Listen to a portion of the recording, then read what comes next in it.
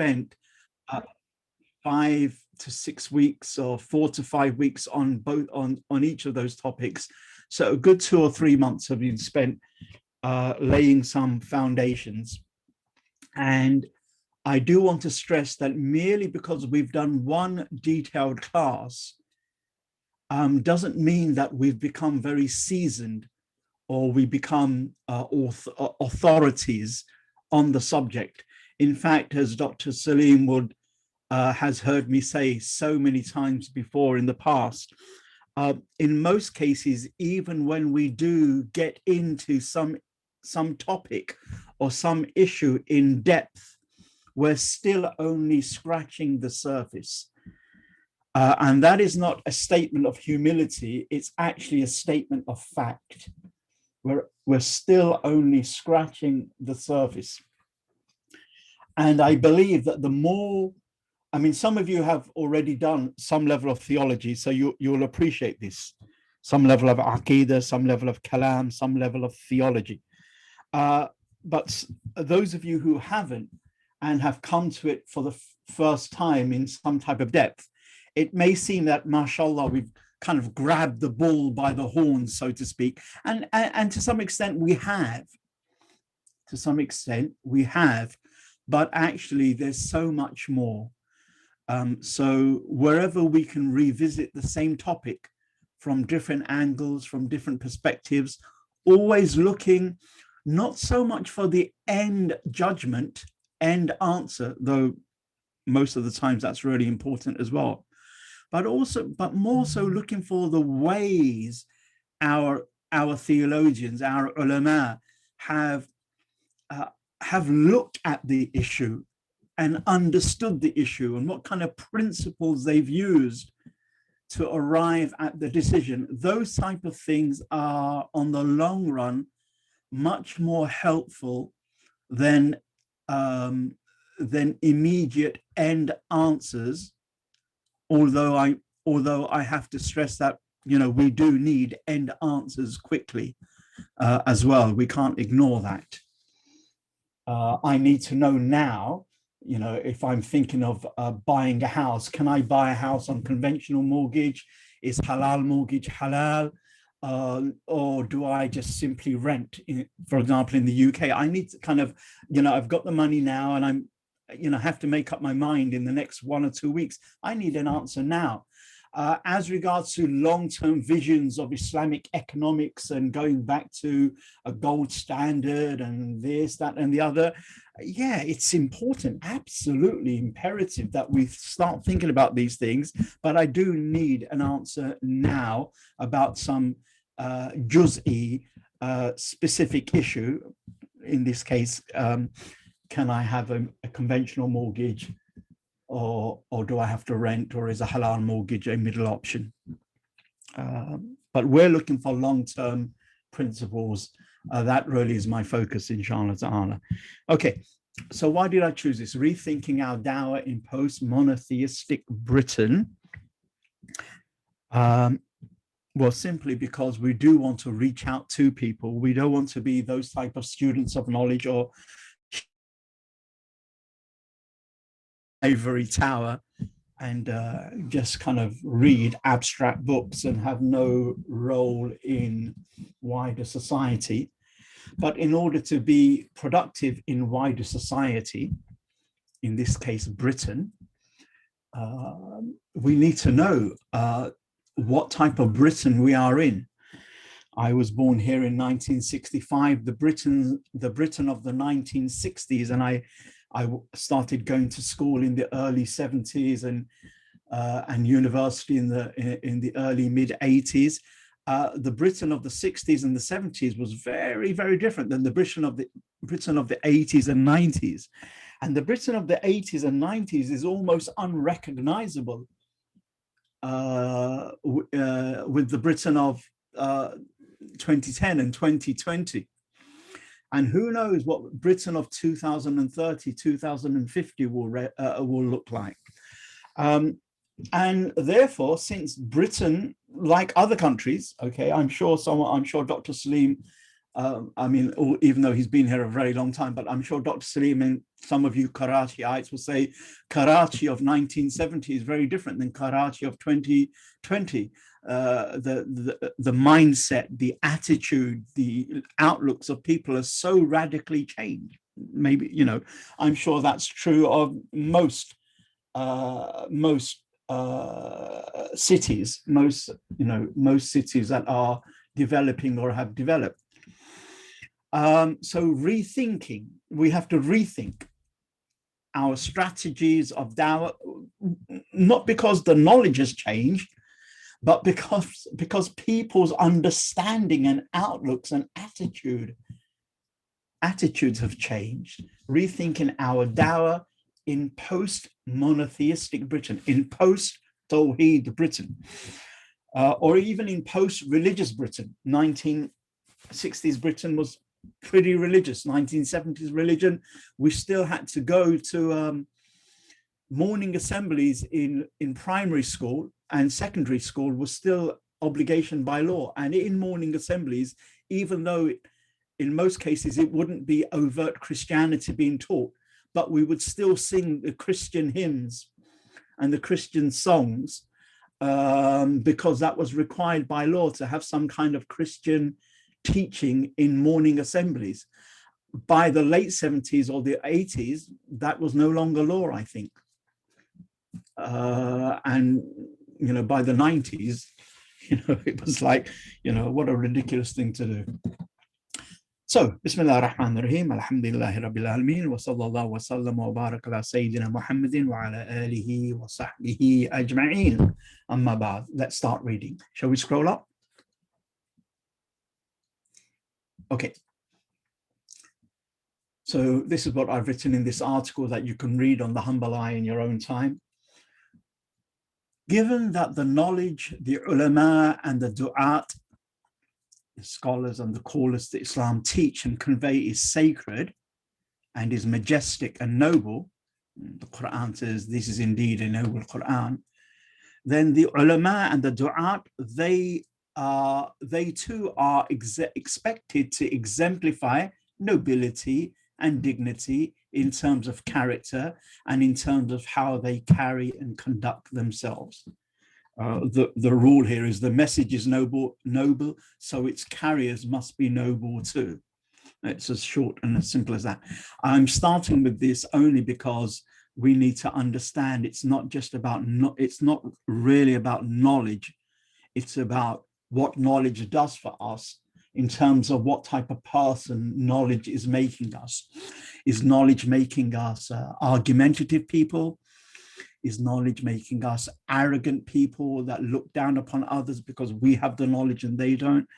Is knowledge transforming us to be people of beauty, reflecting inwardly and outwardly to some decent degree the life and the example of the Prophet ﷺ, and thereafter the life and the example of Allah's awliya and siddiqun?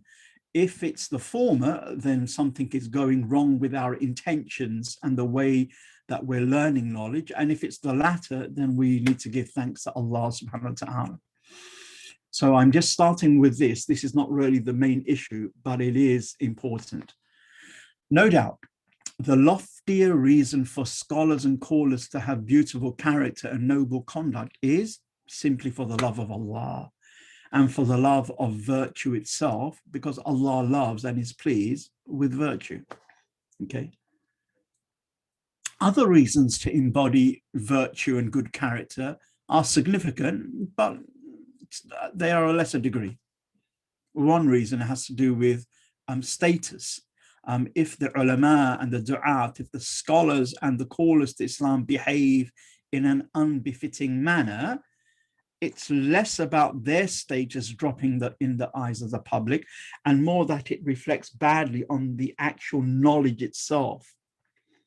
Okay, sacred knowledge, yani ilm-al sharia knowledge, sacred knowledge, loses its haiba, its gravitas, okay, when its carriers lose theirs. Okay, the nafs, egged on by shaitan's whisperings, will grab at any excuse to evade the authority of sacred knowledge, of Sharia knowledge, let alone demean it or discredit it. What am I trying to say here?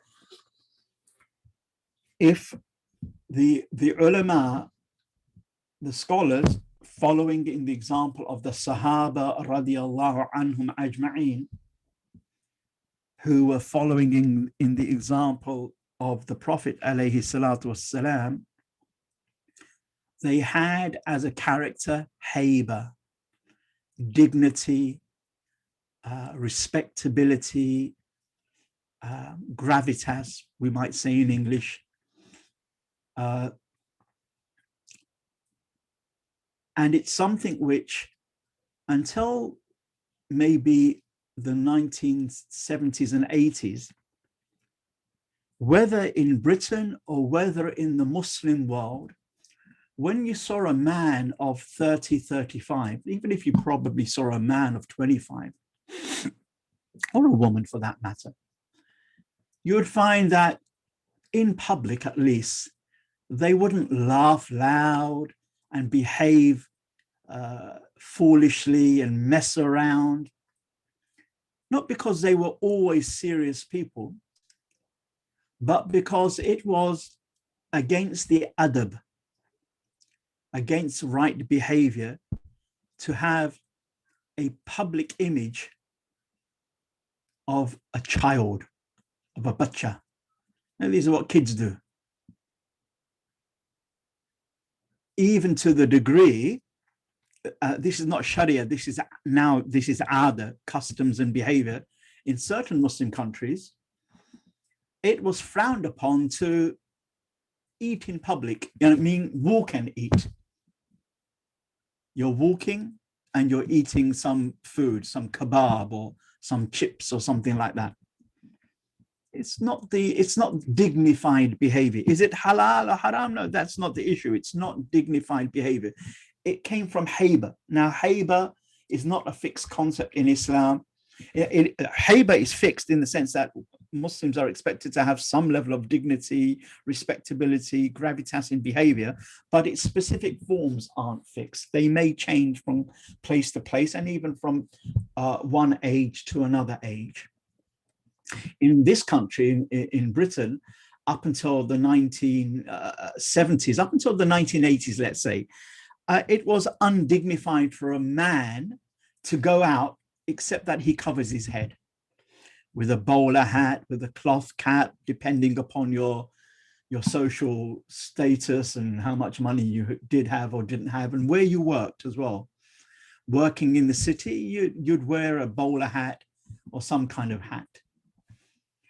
And by the '80s, that particular form of dignity was changing. In fact, the whole thing about haiba and respectability and dignity in the public space was in fact changing radically, was being lost. The British adab in Victorian and Edwardian times, okay, Queen Victoria very long ago, but after that, the Edwardian kings, for example, the father of the current Queen Elizabeth, who was King George, and just before that, Edward, and the Edwardian era, there was the way that a man would behave publicly was very much like how a Muslim man would behave publicly in majority Muslim countries. Of course, I stress here that sometimes you can take it too far. Sometimes scholars can be so full of haiba, respectability, that they become unapproachable. You don't feel you can ask them a question because their haiba, their sense of presence is so strong. They end up having such a jalali character that you think, oh my gosh, I better not ask him, right? And then obviously that becomes a loss, and that becomes a bit of a problem. Sometimes haiba respectability can become slightly imbalanced in scholars, and then they become detached from the general public. I'm not saying that they now have to sit in McDonald's or Burger King and chill out with the general public. The general public may want them to do that, but actually the alim knows that perhaps that's not always the right thing to do, especially if that's not your urf or your ada, your cultural norm. India is a good example. India is a good example. Even now, the bulk of scholars, I'm not talking about young scholars who are 18, 19, 20, 25, but by the time a scholar is 25 plus, 30, 35, when you look at the scholar, especially if they're traditionally taught, then they don't talk much unless they're asked. They don't laugh too loudly in public. They have a sense, they sit with respect. They are careful and thoughtful about their words. And you can see that in the elderly scholars, even more so. Fantastic. However, it can go both ways. You can become so scholastic and full of haiba that you lose touch with the common people. Or you can be so in contact with the common people that you lose your haiba and you just become one of the lads. Oh, the alim, yeah, he's just one of us. We can laugh and joke with him. And so when he says or she says anything as an alim, as a scholar, you can't take it as seriously. Why? Because he's just one of the lads, right? So there needs to be, the concept must be there. And this is not just scholars and du'at, even just ordinary Muslims, but we need to be balanced. But it is something worth mentioning. Today, haiba isn't taught, and even elders don't have any haiba anymore. So young people, how can they pick up haiba? When you take away haiba, respectability and dignity, you lose 2/3 of the sunnah. It's not possible. It's impossible. Impossible for someone to claim to be seriously on the sunnah, male or female, and they don't have haiba. Impossible. It's just a lie. However, how this haiba is manifested, that's something that could be discussed. So that's what I mean by this thing. And when haiba cheapens, when we lose that, then actually it's a reflection on Sharia, because Muslims today, they don't need much excuse for reasons not to follow the Sharia. It's an effort. It's an effort for us to follow the Sharia, let alone those who are not really attached to it. Any and every excuse, and remember, shaitan is whispering as well, to not follow the Sharia. So one example would be, well, look at these scholars, they just behave badly. And then that becomes an excuse not to follow scholarly knowledge. So a higher reason to have good character is because Allah loves it. But a pragmatic, utilitarian, useful reason to have good character is because bad character simply will put people off of religious knowledge. But we don't want to do it for the utilitarian reason. We want to do it for the higher reason. But if we're still working on it, let's at least do it for the utilitarian, pragmatic reason. Is that first point understood? Understood? This is one of the challenges I find on a blank screen. Online learning has this disadvantage of, obviously it has advantages, disadvantages. Now the teacher can't engage with the students in a meaningful way, because now I don't know, have I lost you? Is it a bit confusing? Do you get it?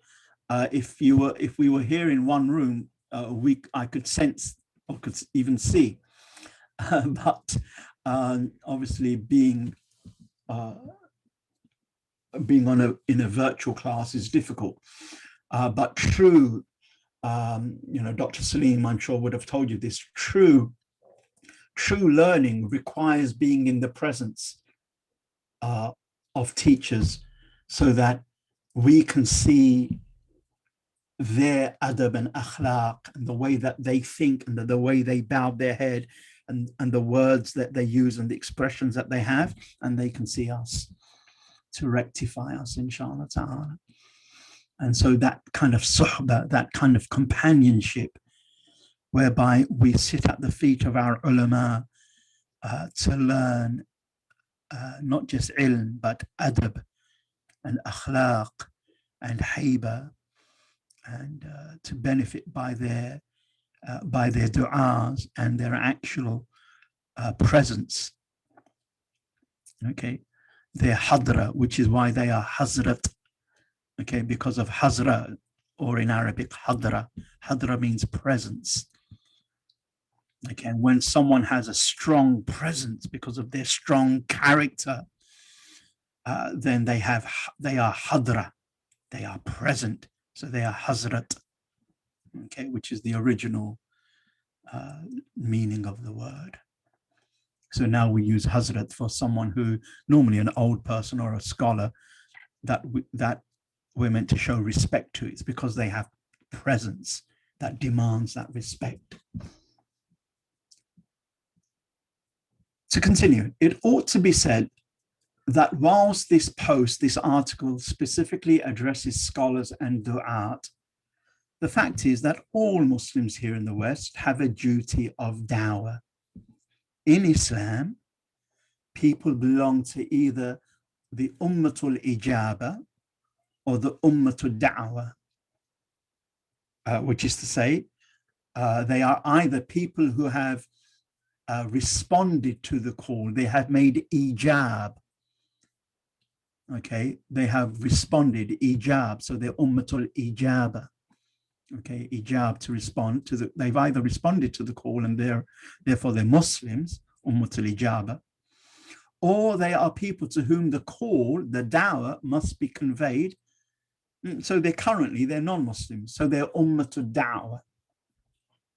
Okay, the Quran says, وَمَنْ أَحْسَنُ قَوْلًا مِمَّنْ دَعَا إِلَى اللَّهِ وَعَمِلَ الصَّالِحَ. And who can be better in speech than the one who calls to others to Allah and does what is right and says, I am indeed one of the submitters, one of the Muslims, right? And there's no doubt that dawah entails conveying, clarifying, discussing, and sometimes even debating. But doing what is right, if we can just scroll up a little bit. Jazakumullah khair, my brother. But doing what is right has a greater impact on hearts than words alone. This is something we all recognize. Debating the correctness of Tawheed over Shirk definitely has its place, no doubt. But the conviction of Tawheed lived out in a life of prayer, piety, charity, khidmah, service, and patience tends to have a decisive edge in softening souls and inviting intellects. It's all very well and good when we can, explain Islam to people and we can discuss and debate with them or against them. And no doubt at all, there is benefit in that.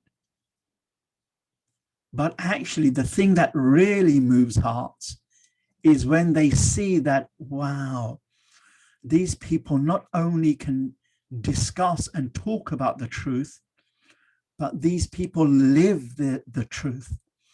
And you can see it reflected in their character and their concern for the welfare of other people. And that really makes a difference in softening hearts. Okay, and that's why scholars say lisanul hal abyan min lisanil maqal, or lisanul hal awda min lisanil maqal. If you translate it literally, it sounds odd. Lisanul hal, the tongue of the state, is clearer than the tongue of the speech. Okay, so it doesn't make sense like that when you translate it literally. But lisanul hal abyan min lisanil maqal simply means actions speak louder than words. Actions speak louder than words. So dawah for most people should be guided by the following contention. Quite often when you see me use the word contention, I normally put the capital C on it when I'm going to use it in this context. Sheikh Abdul Hakim Murad, Hafizullah Ta'ala, he has his contentions. Contention means when someone says in English, I contend that this point is correct. So I'm arguing that this is a good point. In my opinion, this is a point worthy of believing or considering. So one contends, and that is a contention. Okay, so he has these contentions. He has 20 of them so far, and each set of contentions have 100 contentions in them each. Okay, and there are 20 of these 100 contentions that are online. If you just do Abdul Hakim Murad contentions, you'll be taken to the relevant website, Masood Khan's website, where all those contentions are. And sometimes these contentions are just short statements which make a point or make you think. So in one of his contentions, he says, use words in your preaching only if absolutely necessary. Okay, mashallah. Jayyid, excellent. Use words in your dawah, in your preaching, only if necessary, if absolutely necessary. Otherwise, we should just be inviting people to, to the truth, to Allah, through our actions and our behavior, our honesty, our integrity, our commitment to what we believe to be the truth, even if everybody else around us is doing something else. So that we need to have a level of courage and commitment by Allah's grace and by Allah's tawfiq. All those things become nur, become like light, which attracts people, or at least makes them mildly interested. So in all of this, we should always keep in mind that it is in the nature of Tawheed, of Abrahamic monotheism, to call upon its adherents to be healers and therapists. To be healers and therapists. Okay. Why am I using Abrahamic monotheism? Other than Dr. Salim, can anyone hazard a guess why I'm using this word as a translation of Tawheed? What other ways could we possibly translate Tawheed into English? Anybody? Don't be shy. So if you're talking to someone, some non-Muslim, and he or she asks you what's the kind of the most important concept in Islam, we might say Iman, we might say the Quran, we might say Revelation, but we might also say Tawheed. And then he asks, what's this Tawheed? So what would we say? Is it because you're talking to some Christian or Jewish, I don't know, so you're relating, they can more relate it to Abrahamic things? Okay, so you're half correct. It's true that if it was a Jew or a Christian, if I was talking to a Jew, they'd probably understand something of Abrahamic monotheism because they roughly understand something about Abraham, peace be upon him, Ibrahim alayhi salam. They might remember the story that, he kind of broke the big idol, right? As a way to get people to think, why are they worshiping idols? They might know this. However, if I went outside anywhere in the public space in UK today, what's the likelihood that I would be talking to a Jew or a Christian? Would it be like 50%, 80%? What do you think? The likelihood that randomly I'm speaking to someone and they actually are a Jew or a Christian in Britain today, what's the likelihood? I think it's less than that. It's lesser than that, yeah. So where would you pitch it out, do you think, brother? Very less, but maybe Christianity, they will listen, but I guess Jewish will be very less. It's true. Maybe Christians will listen more than Jew. Maybe, but what will be the percentage? Probably, it's very likely to be. I mean, there aren't many Jews in the UK anyway. Okay, so that's going to be, like 1 in every 20 people or 30 people you meet might be Jewish, but 1 in every 3 or 4 will claim to be Christian, but they may not even know the story of Abraham. Right?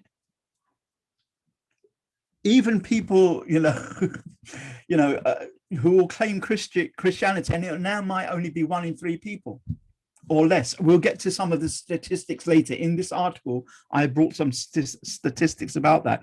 So if that's the case, that maybe only 1 in 3 or 1 in 4 people, all right, are going to be Christian, and maybe 1 in 4 or 5 people are going to be Muslim, there's going to be 1 or 2 in 3 or 4 people that might just be agnostic or atheist.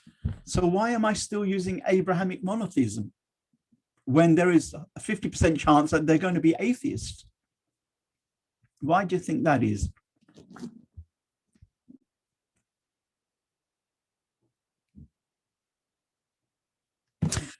Okay, simply because I feel, along with a few others, that sooner or later you have to explain the idea of Allah's wahdaniyya, Allah's ahadiyya, Allah being wahid, Allah being ahad, Allah being one, tawheed, Allah's oneness. And I have found that normally when you translate tawheed as Allah's oneness, the first thing that comes into people's mind, if anything at all comes into their mind, is a number. Allah is 1, rather than Allah being 2 or 3. Okay. And that's it. That's all that they think it is. Allah is 1, not 2. God is 1, not 2, right? Once you get that idea, God is 1 and not 2, you're sorted. Whereas normally when we talk about Allah's ahadiyya, wahdaniyya, when the Quran talks about it, it's not really talking in terms of numbers as much as it's talking about Allah's uniqueness, Allah's sole right to divinity, to be worshipped, and Allah being the only Lord in terms of being the creator, the bringer of benefit and harm, the controller, the organizer, the sustainer of the universe. And that's really what we mean by Allah's oneness.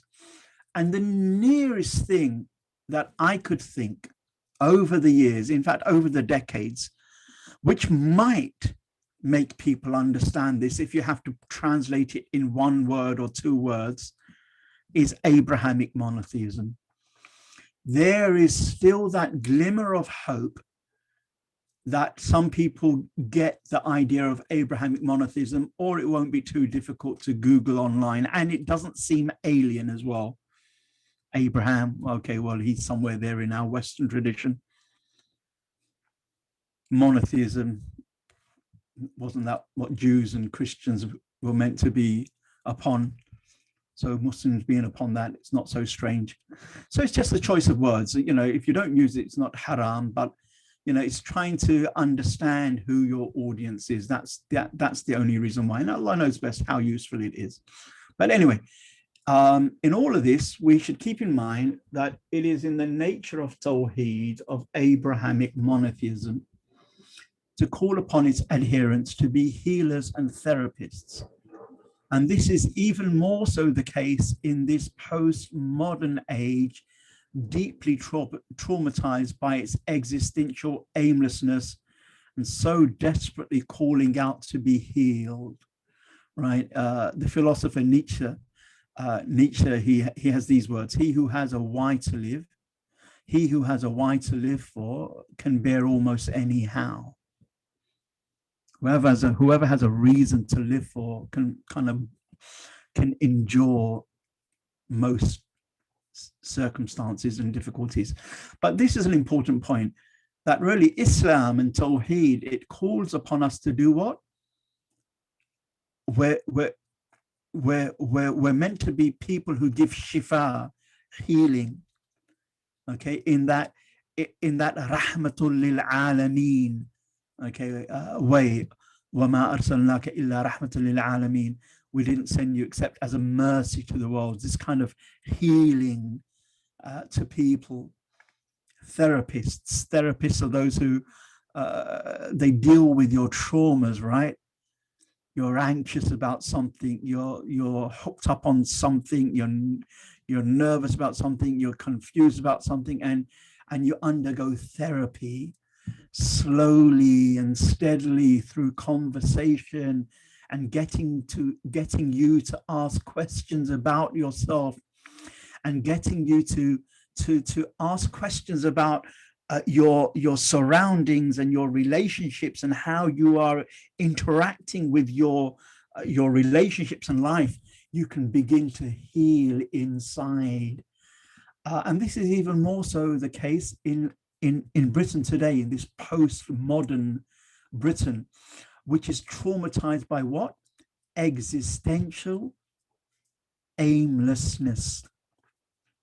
What do I mean by that? Let's finish today's discussion, or let's begin to wind up today's discussion. We've got about 15 minutes until the hour, with some of these ideas. Existential aimlessness. Any brother or sister want to hazard a guess of what does that mean, or what am I referring to?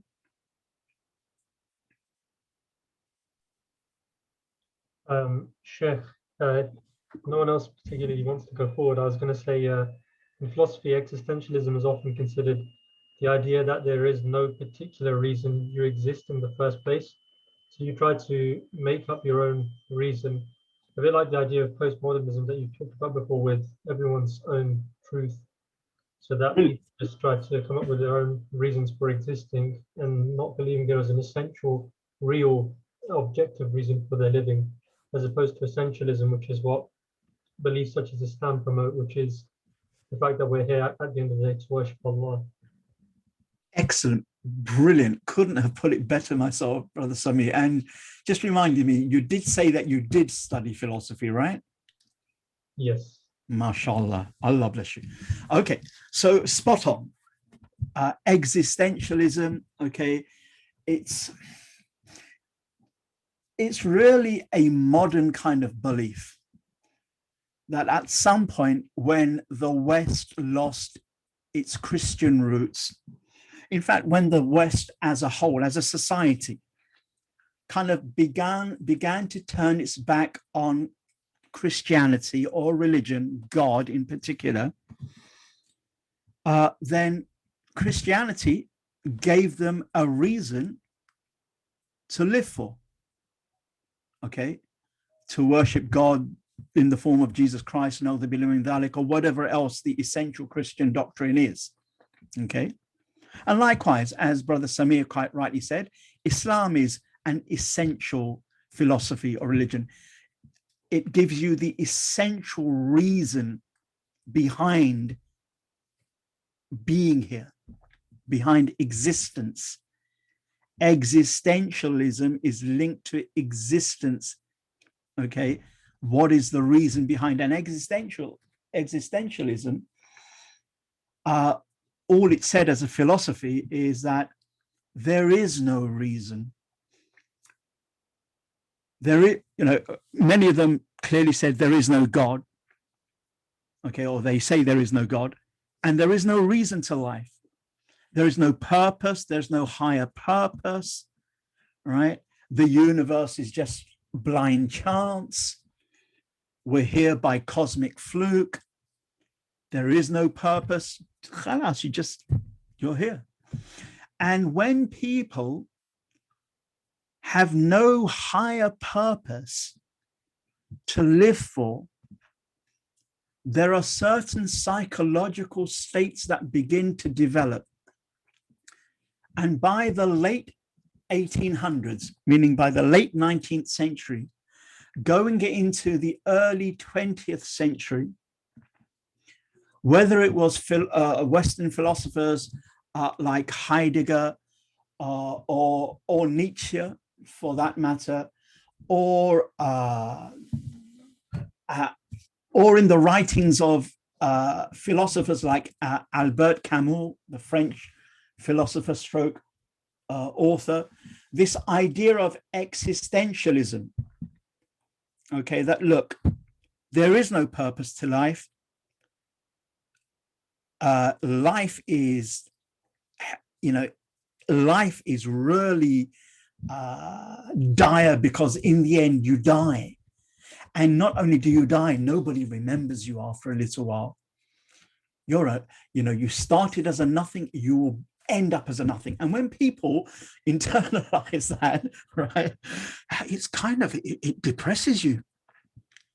And it has caused mass anxiety, mass depression within the human being, within the human condition. And that is not something to laugh about. And that is not something to say, well, tough luck on you. That is something to pity, to feel rahmah, to feel pity, that, oh my gosh, my fellow human beings, they are at that deep and dark level of despair, existential aimlessness. I mean, you couldn't, as a human being, be in a worse state, right? And that is the state of people generally. And so existentialists, over the decades, they've come up with various remedies to it. So, for example, Albert Camus, in his writing, said, look, you know what?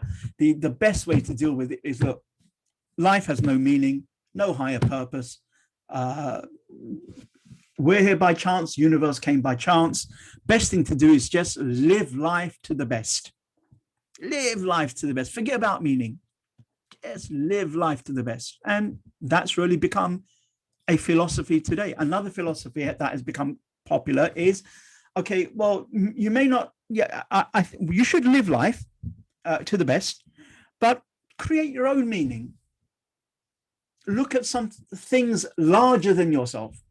And so today, for example, this is not the only reason, but it is part of the reason, the idea of environmentalism becomes something that you can all, we can all commit to. It gives us meaning. Save the planet. It's an idea bigger than us. It gives us meaning and purpose. And we can clearly see it. And so it becomes almost like a false religion, a kind of religion.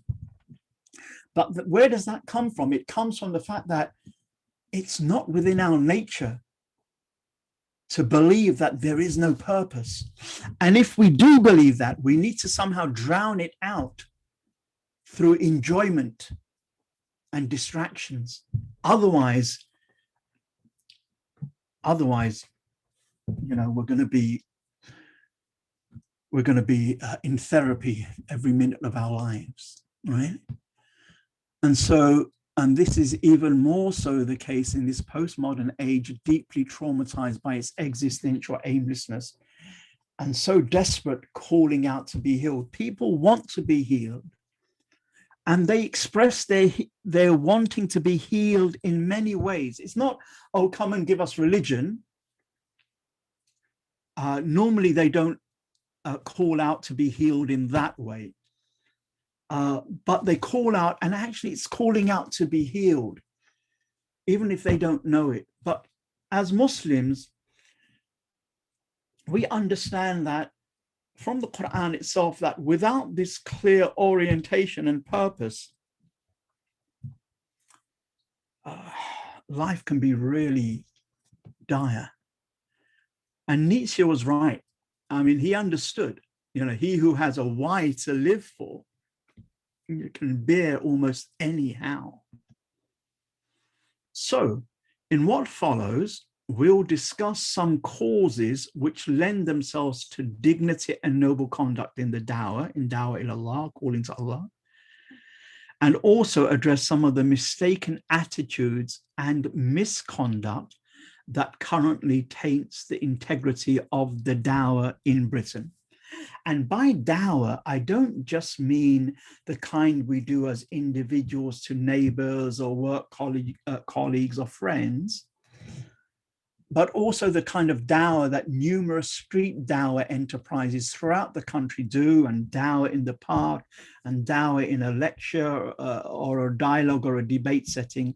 May Allah subhanahu wa ta'ala increase all these forms of dawah in goodness and in tawfiq. So let's look at point one, I think. Yeah, it'll be a good start and we can continue thereafter. So this is just a good reminder all around to us, especially the one who's speaking right now. Point one, intrinsic. So what are we going to deal with? We're going to deal with, well, we're going to deal with sincerity here, but we're also going to deal with, have we understood the nature of Britain today in order to give dawah to? We're going to explore what priorities, what are the things that we need to address in our dawah as priorities in modern Britain today. We're going to address, are we putting off people by presenting Islam as something very foreign? Islam is an Asian thing or an Arab thing, but it's not really something that can be in an indigenous Western thing. Okay. Are we presenting Islam, which is meant to be universal? Why? Because the Prophet ﷺ was sent to all mankind, not just a section of them. So he's a universal prophet, alayhi salam.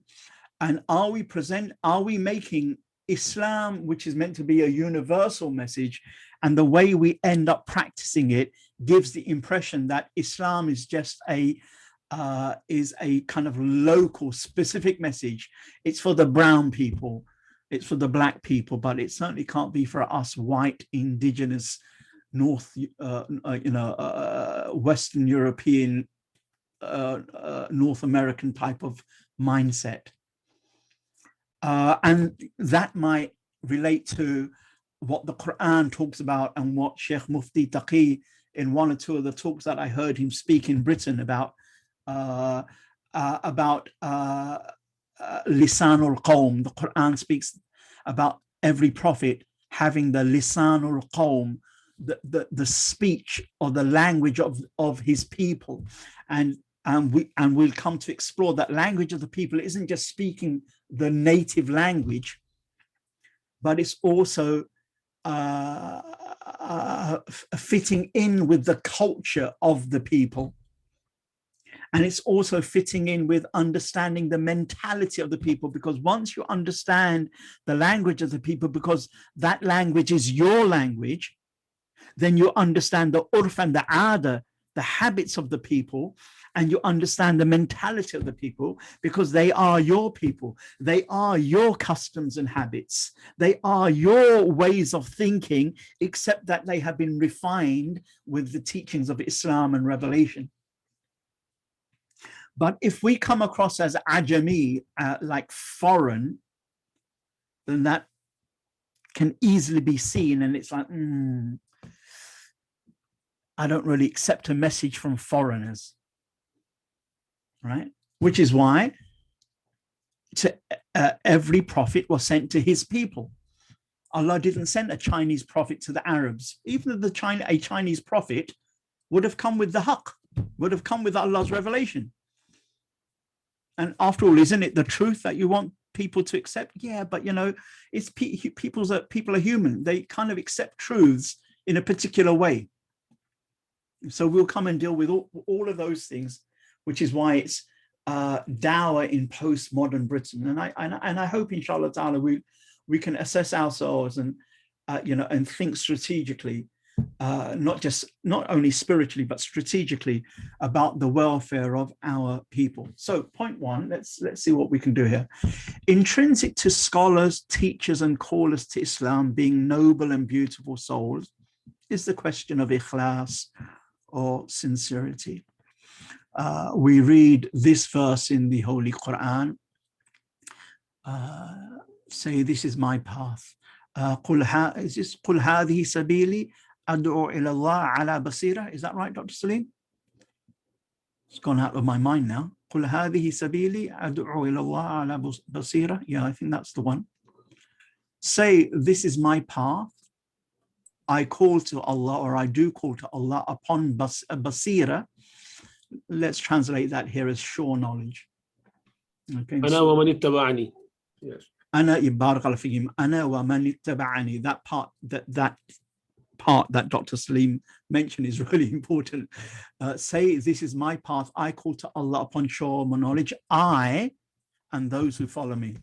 So we Muslims need to call to Allah upon sure knowledge. I and those who follow me. Okay, that is his path. His path, alayhi salatu wasalam, okay, is calling to Allah. Okay, and if we're followers of him, then we need to be calling to Allah subhanahu wa ta'ala. Okay, we need to be healers, and obviously at far lesser degrees, a type of rahmatul lil alameen figure. Okay. Hence, the scholar or the caller calls to Allah, not to themselves, right? Before social media, I think it was still a challenge, but it was, compared to today, it was much easier calling to Allah in a pre-social media age than calling to yourselves, right?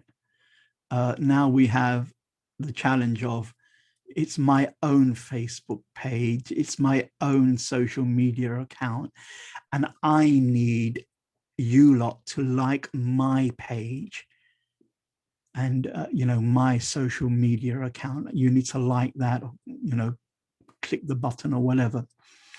And so I'm a bit reluctant. See, Dr. Salim's got his own social media page, but the thing is, and he's got an article on there which is far more useful than the article that I have written on the same subject.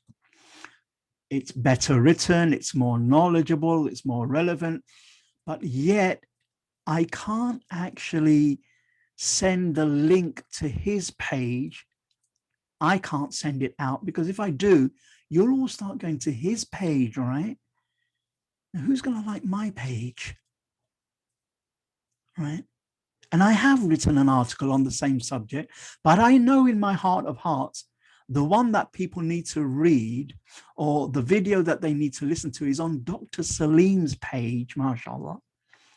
But I now can't find it in myself to advocate his page, or at least his article or video on the subject, simply because I know that I'm going to lose traffic, social media traffic, or whatever the right word is.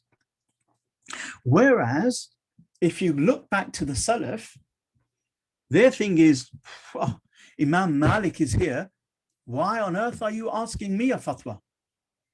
When Malik is in Medina, ask Malik, right? That's the saying of the ulama. When Malik is in Medina, yani Imam Malik ibn Anas radiallahu anhu, when Malik is in Medina, you ask Malik. You don't ask anybody else. Okay.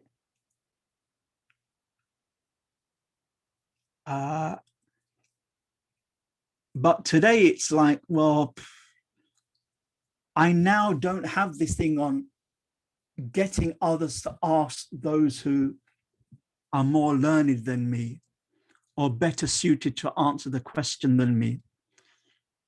Simply because, if I'm to be honest with myself, somewhere along the line,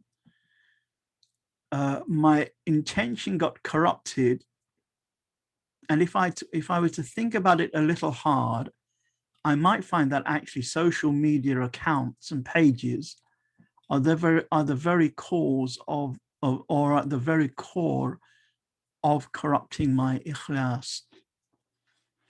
We need to think about this, each and every one of us, individually. May Allah subhanahu wa ta'ala save us and guide us. But the point being is ad'u ila Allah, calling to Allah subhanahu wa ta'ala. Okay.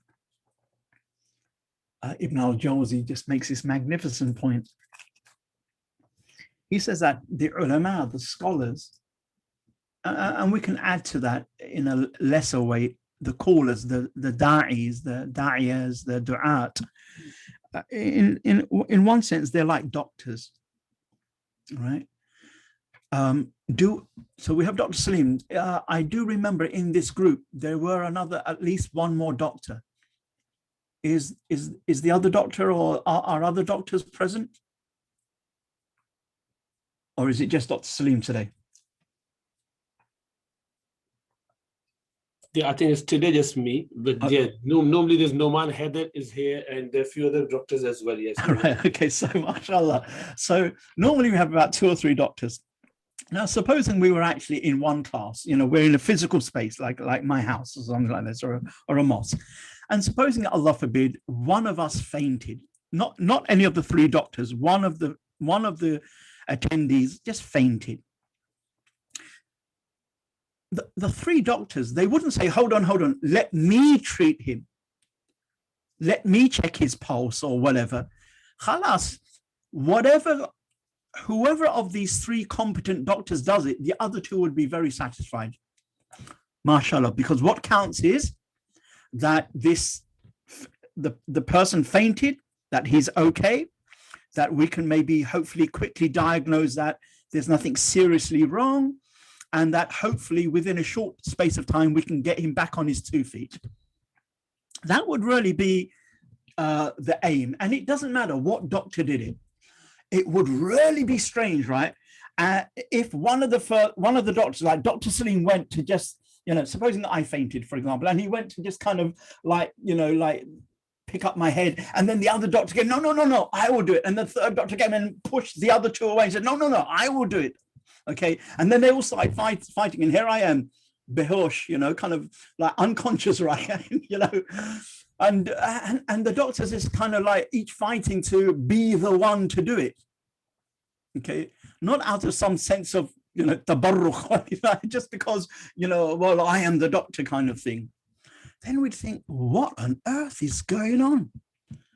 What is wrong with these people's intentions? And we can point to defective intentions, because if they were true doctors, then what they're interested in is the patient being okay or being treated in a qualified manner. And we're all agreed, all 3 of these people are qualified doctors. Any one of them could do the job properly. And that once the job is done, that alhamdulillah, that patient is okay. That would be really the higher aim. Well, the same thing in dawah. Wahi, revelation, Quran and Sunnah is medicine, is healing, is shifa. And ignorance is the disease or the illness. Now it doesn't matter who has the dawa, who has the medicine, the shifa. What counts is as long as they have the shifa, the medicine, in a proper way, and they can administer the medicine in the right way, in the right quantity to that patient, what counts is the illness departs, the ignorance is lifted. So if that person does it, that sheikh does it, then bismillah, it's done. Alhamdulillah. Why should I now worry? Why wasn't it me? Why did they go to him? Why not come to me? If I start doing that, then there's something wrong with my intentions, Ibn al-Jawzi says. And that example, which is between Ibn al-Jawzi and Imam Ghazali, both of them have a similar discussion. It's very powerful to remind us of what the whole thing is about. Therefore, to conclude for today, let's just read Imam al-Qushayri, whose book on spirituality and the spiritual states is one of the great classics of Islam. Al-Risala al-Qushayriya, the epistle or the Risala of Imam al-Qushayri, who died in the Shafi scholar, died in the 5th century, is really one of those standard books that all scholars draw upon, all latter-day scholars draw upon to understand spiritual stations and spiritual states. So he wrote about ikhlas, or part of his words on ikhlas is this: sincerity is to single out Allah as the sole object of devotion, meaning that one desires by their obedience taqarrub ila Allah, to draw closer to Allah Ta'ala, to the exclusion of all else, such as making a show of one's piety for people, or seeking their praise, or taking pleasure in their compliments, or other such things besides drawing closer to Allah Ta'ala. It is right to say that sincerity is what? It's tasfiyatul fi'l, purifying the act, min malahadat al-makhluqeen, purifying the act from creation having any share in it. Tasfiyatul fi'l min malahadat al-makhluqeen is a definition that we should really kind of etch upon our hearts, just as a constant reminder that this is what ikhlas is about, to purify the act from people having any share in it whatsoever. An act that is meant to be done seeking only the face of Allah, only his good pleasure, only to draw closer to him subhanahu wa ta'ala, is an act that must be purified from anyone else having any share in it whatsoever. I've only seen it with Imam Ibn Taymiyyah, and generally Ibn Taymiyyah is really good at quoting Salaf reports from the Salaf. But in 30 years, the kind of teachers, hadith scholars, and hadith checkers of narrations that I rely upon that tend to be really, really good at sourcing the original source of a saying. And I kind of, for the sake of Allah, I take a bit of delight in doing that in my articles. This particular one, I have yet to find an original source for, even though Imam Ibn Taymiyyah mentions it, and he says that Umar radiallahu anhu used to make a dua: "Oh Allah, let my actions be correct and sincere, seeking only your face, and let no one else have a share of my worship of you. Oh Allah, let my actions be correct and sincere, seeking only your face, and let no one else have a share of my worship of you."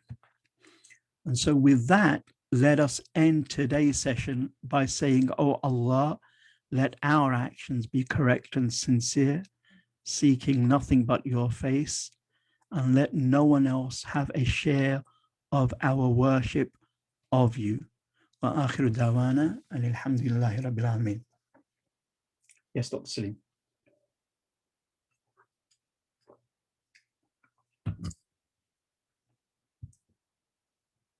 Anybody? Jazakallah khair, Jazakallah khair, Barakallah feek, mashallah, was fantastic. Jazakumullah khair. Inshallah, we'll resume next week, brothers and sisters. Jazakallah khair for your presence. Assalamu alaikum wa rahmatullahi wa barakatuh. Wa alaikum assalam wa rahmatullahi wa barakatuh.